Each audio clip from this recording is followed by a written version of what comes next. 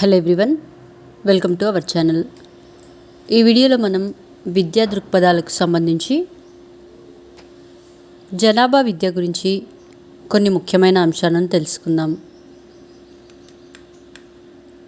జనాభా మానవజాతిపై కలిగించిన ఒత్తిడి కారణంగా జనాభా విద్య ఆవిర్భవించింది. ప్రపంచ జనాభా 2025 సంవత్సరంలో 8 బిలియన్లు దాటుతుందని, 2050 నాటికి 10 బిలియన్లు చేరుతుందని జనాభా నిపుణుల అంచనా. అనగా ప్రతి సంవత్సరం 85 మిలియన్ల జనాభా అధికంగా చేరుతుంది. భారతదేశ జనాభా వాటా 18 మిలియన్లుగా ఉంది. అధిక జనాభా వల్ల ఉన్నత జీవన ప్రమాణాలు సాధించడం కష్టతరమవుతుంది. దీనికి కారణం పెరిగే జనాభాకు తగినట్లుగా ప్రాథమిక అవసరాలైన ఆహారం, దుస్తులు, గృహవసతి, ఇతర సౌకర్యాలు అవసరం.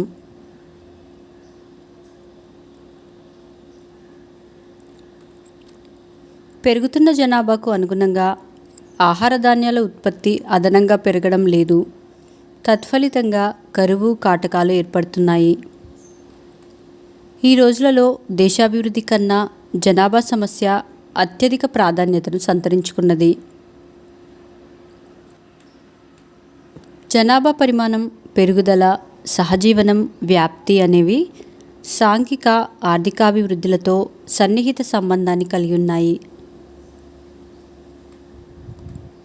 జనాభా విద్య ఆవశ్యకత. జనాభా అభివృద్ధి ఈ రెండు అంశాల మధ్య ఉన్న సంబంధం సంక్లిష్టమైంది. జనాభా సమస్య విభిన్న కోణాలను కలిగి ఉండటంతో సమస్యకు ఒక్కసారిగా పరిష్కారం కనుక్కోవడం సాధ్యం కాదు. అభివృద్ధి హక్కు సార్వజనీన, సార్వత్రిక మానవ హక్కులతో పాటు జనాభా వనరులు, పర్యావరణం, అభివృద్ధి మధ్య సమతుల్య సంబంధం సాధించినప్పుడే సమస్యలకు సమాధానం లభించును. వివిధ దేశాల జనాభా పరిణామాలు, ఈ పరిణామాల మార్పు ద్వారా అంతర్గత సంబంధాలతో సమతుల్యాన్ని సాధించవచ్చు. ఒక దేశంలోని జనాభా మార్పులకు ఆ ప్రజలలో జనాభా అభివృద్ధి పట్ల వైఖరే కారణం.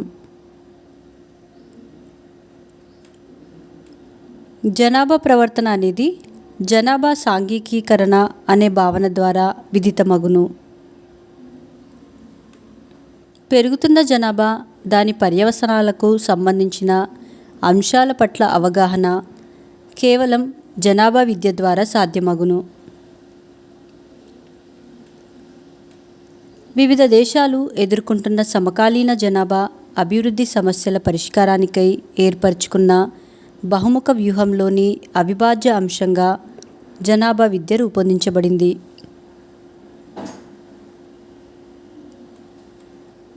భారతదేశంలో జనాభా స్థితిగతులు. మే 2000 సంవత్సరంలో ఒక బిడ్డ పుట్టి 1 బిలియన్ జనాభాను భారతదేశంలో పూర్తి చేశాడు. 2011 జనాభా లెక్కల ప్రకారం భారతదేశ జనాభా 1210.2 మిలియన్లు. ప్రపంచంలోని అత్యధిక జనాభా కలిగిన దేశాలలో చైనా తర్వాత భారతదేశం 2వ స్థానాన్ని ఆక్రమిస్తుంది. భారతదేశ జనాభా ప్రపంచ జనాభాలో 16% ఉంటుంది. ఈ జనాభా ప్రపంచంలోని 2.4% భూతలంలో నివసిస్తున్నారు.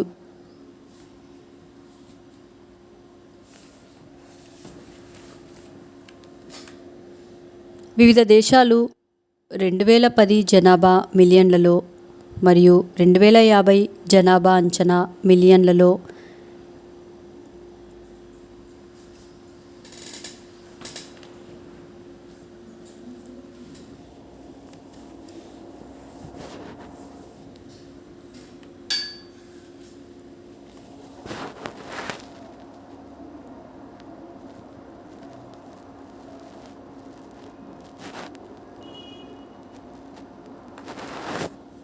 2011 జనాభా లెక్కల ప్రకారం భారతదేశ జనాభా 121,1,93,422.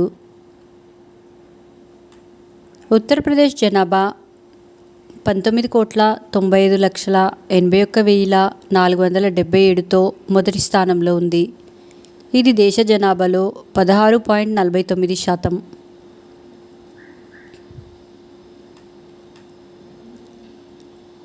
మహారాష్ట్ర జనాభా 11,23,72,972తో రెండవ స్థానంలో ఉంది.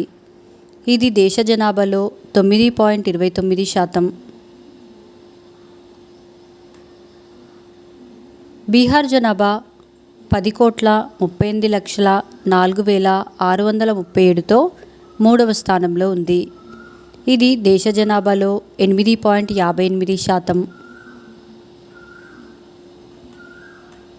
పశ్చిమ బెంగాల్ జనాభా 9,13,47,736తో నాలుగవ స్థానంలో ఉంది. ఇది దేశ జనాభాలో 7.55%. ఉమ్మడి ఆంధ్రప్రదేశ్ జనాభా 8,46,65,533తో ఐదవ స్థానంలో ఉంది. ఇది దేశ జనాభాలో 5%. 2001 నుండి 2011 దశాబ్ద కాలంలో జనాభా పెరుగుదలను పరిశీలిస్తే ఉత్తరప్రదేశ్, మహారాష్ట్ర, బీహార్, పశ్చిమ బెంగాల్, మధ్యప్రదేశ్, రాజస్థాన్ రాష్ట్రాలలో జనన రేటు ఎక్కువగా ఉంది. 2011 జనాభా లెక్కల ప్రకారం జనన రేటు 1000కి 20.97గా, మరణ రేటు 1000కి 7.48గా, స్త్రీ పురుష నిష్పత్తి 1000:943గా ఉంది.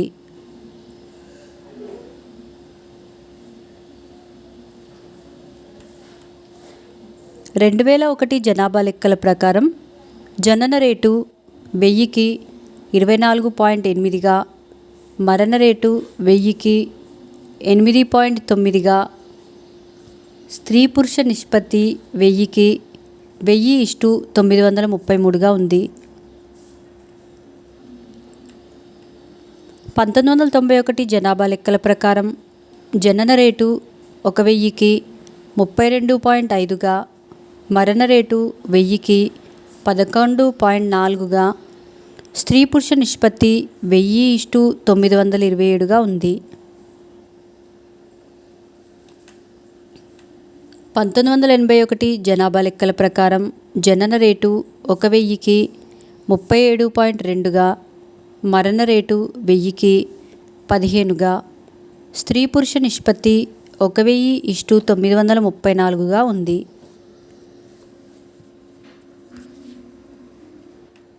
1901 జనాభా లెక్కల ప్రకారం జనన రేటు 1000కి 45.8గా, మరణ రేటు 1000కి 44.4గా, స్త్రీ పురుష నిష్పత్తి 1000:972గా ఉంది.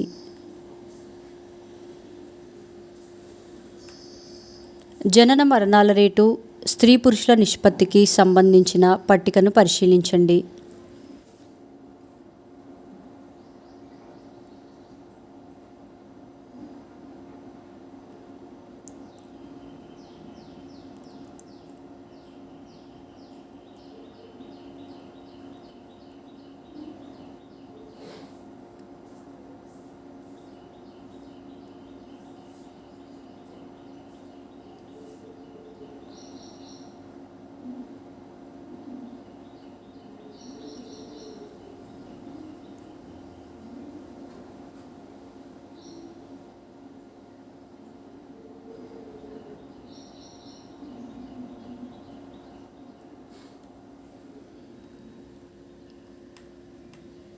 మొత్తం సంతానోత్పత్తి కాలంలోనూ జనన రేటుకు ఒక మంచి కొలమానంగా భావిస్తారు. TFR స్త్రీ తన సంతానోత్పత్తి కాలంలో పొందిన పిల్లల సరాసరి సంఖ్యను తెలుపుతుంది.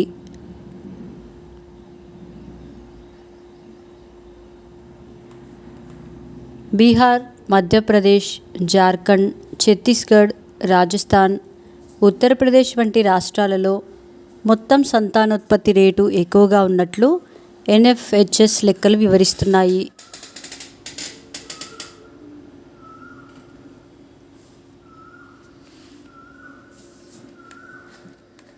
మొత్తం సంతానోత్పత్తి రేటు 2009 ప్రకారం మన దేశంలో పట్టణాలలో 2గా, గ్రామాలలో 2.9గా, మొత్తం మీద 2.6గా ఉంది.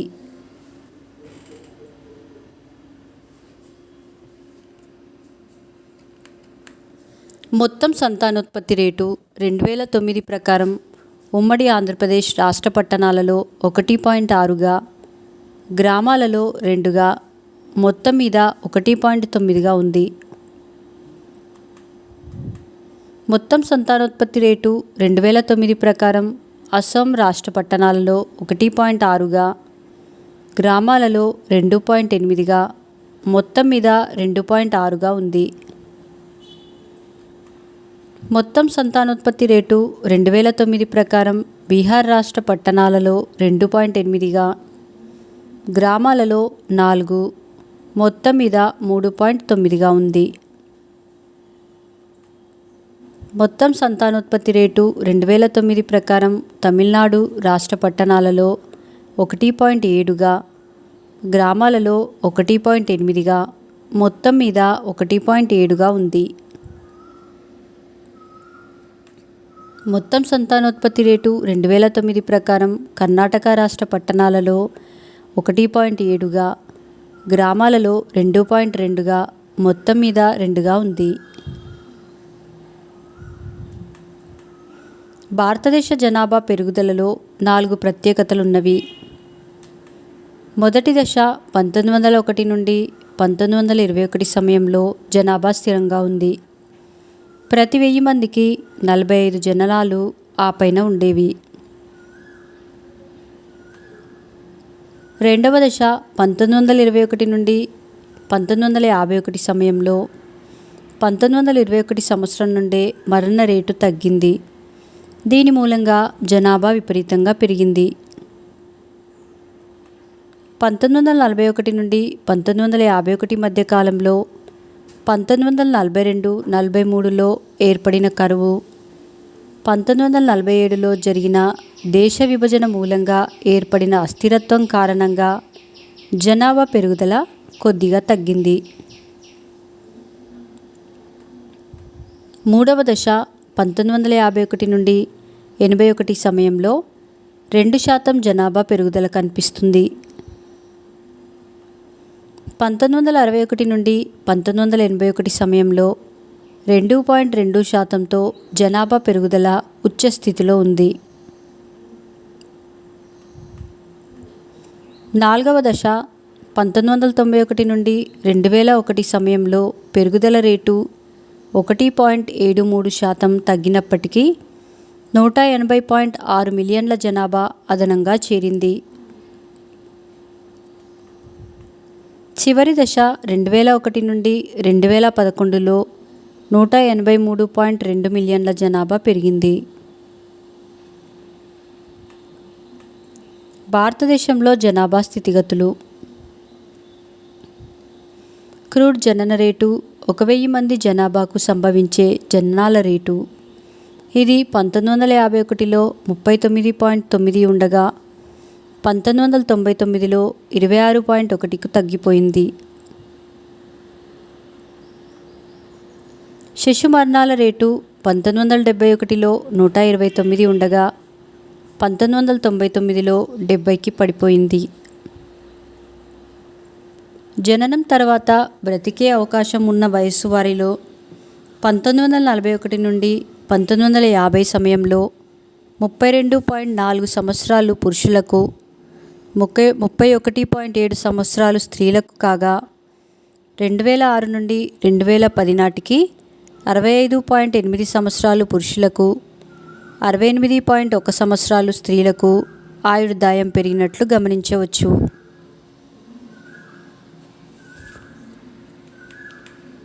ఎన్ఎఫ్హెచ్ఎస్ ప్రకారం గర్భనిరోధక సాధనాలు వాడే దంపతుల శాతం 1980లో 22.3గా ఉండగా 2011లో 40.4% పెరిగింది. ఎన్ఎఫ్హెచ్ఎస్ ప్రకారం ఫెర్టిలిటీ రేటు అనగా ఒక స్త్రీకి సరాసరిన ఎంతమంది పిల్లలో తెలిపే సంతాన సామర్థ్య రేటు. ఫెర్టిలిటీ రేటు 2001లో 3.1 ఉండగా 2009లో 2.6కు పడిపోయింది. 2001 సంవత్సరంలో ఈ సంవత్సర పెరుగుదల 1.97% కాగా 2011లో 1.64%కి పడిపోయింది. 1997-98 గణాంకాల ప్రకారం ప్రతి 1,00,000 జననాలకు 398 ప్రసూతి మరణాలు సంభవించగా 2007 నుండి 2009 మధ్యకాలంలో ప్రసూతి మరణాలు 212కు పడిపోయింది. మా నెక్స్ట్ వీడియోస్ యొక్క నోటిఫికేషన్ మీకు రావాలంటే మా ఛానల్ను సబ్స్క్రైబ్ చేసి బెల్ బటన్ నొక్కగలరు. అలాగే మా వీడియోస్ని లైక్ చేసి షేర్ చేయగలరు.